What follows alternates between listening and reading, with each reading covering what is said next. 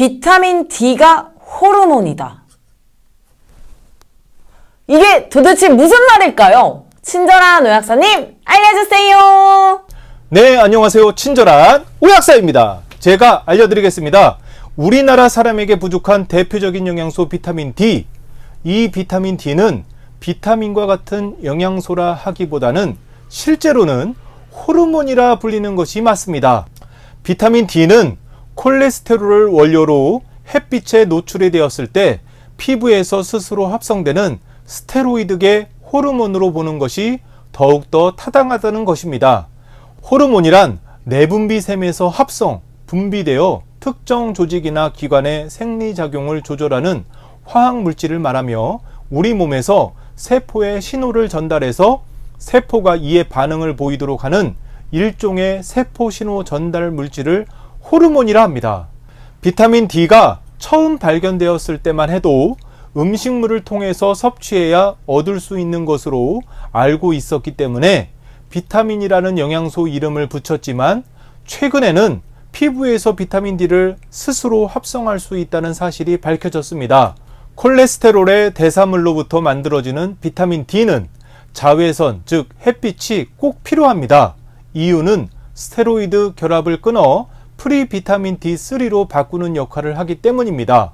이후 여러 단계를 거쳐 최종적으로 콩팥에서 활성이 있는 비타민 D가 만들어지고 혈관을 통해 이동을 한 후 조직세포에 신호를 주고 세포 기능이 나타나는 과정이 호르몬과 유사합니다.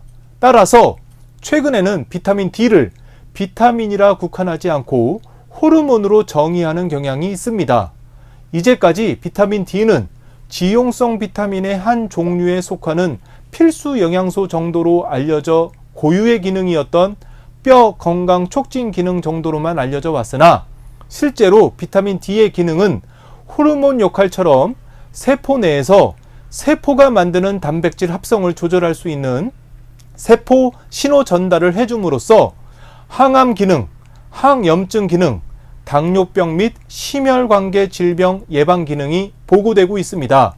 비타민 D 호르몬은 혈액의 칼슘 이온 농도를 높이는 역할을 하고 췌장의 베타세포를 자극해서 인슐린이 원활하게 나오도록 하고 베타세포의 기능을 재생시키는 작용을 해 혈당 조절에 중요한 역할을 합니다.